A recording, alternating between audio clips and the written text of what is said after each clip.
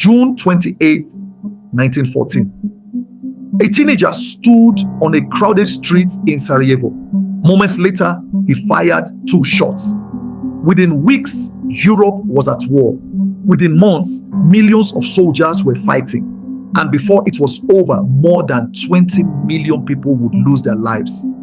Most people believe World War I started because of one assassination, but the truth is far more complicated.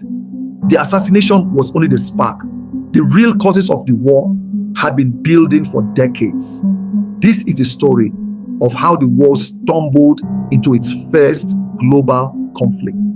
In the early 1900s, Europe appeared peaceful on the surface. Its great powers controlled vast empires across the globe. Britain ruled the largest empire in history. France controlled territories across Africa and Asia. Germany had emerged as a powerful industrial giant.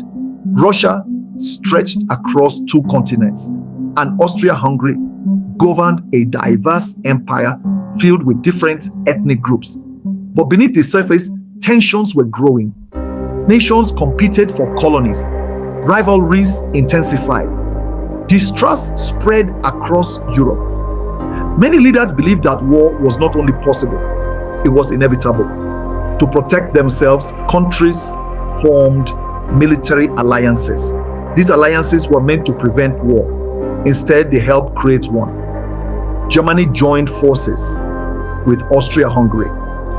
Later, Italy joined them. Together, they formed the Triple Alliance. Meanwhile, France, Russia, and Britain formed the Triple Entente. Europe had effectively split into 2 armed camps. The problem was simple. If one country entered a conflict, its allies might be forced to join. A small regional dispute could quickly become a continental war.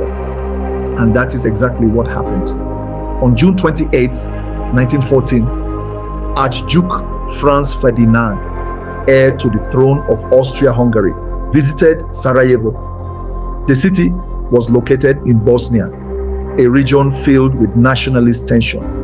Several young conspirators planned to assassinate him.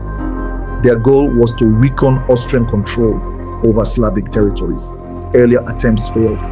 Then, by pure chance, Ferdinand's driver took a wrong turn. Suddenly, the Archduke's car stopped directly in front of one of the conspirators.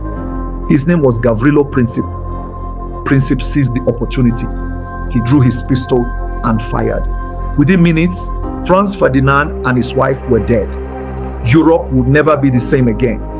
Austria-Hungary blamed Serbia for the assassination. Backed by Germany, Austria issued a harsh ultimatum. Serbia accepted most of the demands, but not all. Austria declared war.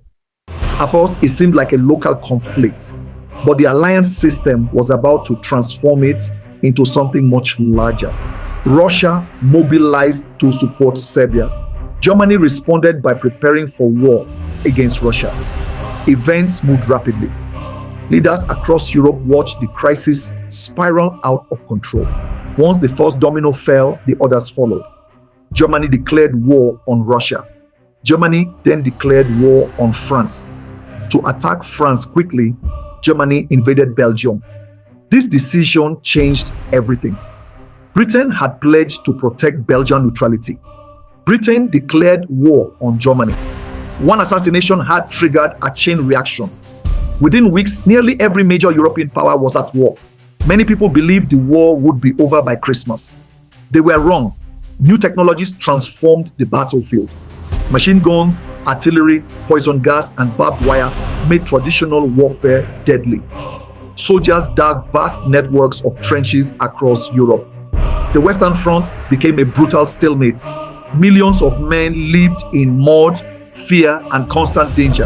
Entire generations would be scarred by the conflict. Military technology had advanced rapidly. Military strategy had not. Generals continued using tactics designed for earlier wars. Soldiers charged directly into machine gun fire. Casualties mounted. Yet neither side could gain a decisive advantage. The war dragged on year after year. The cost in human lives became unimaginable. So what really caused World War I? Was it the assassination of Franz Ferdinand? Partly. But the deeper causes were nationalism, militarism, imperial rivalries, and a dangerous network of alliances. Europe had become a powder keg. The assassination merely lit the fuse. The conditions for war already existed. One event simply set them in motion. By the time World War I ended in 1918, the world had changed forever. Empires had collapsed. Millions were dead. Entire nations were transformed. The war that many expected to last months had reshaped human history. And it all began with 2 shots fired on a summer day in Sarajevo. But as history shows, the spark is rarely the whole story. What do you think was the biggest cause of World War I? The assassination, nationalism, or the alliance system? Let us know in the comments below. And subscribe to Forgotten Chronicles for more untold stories, historical mysteries, and forgotten events that shaped our world.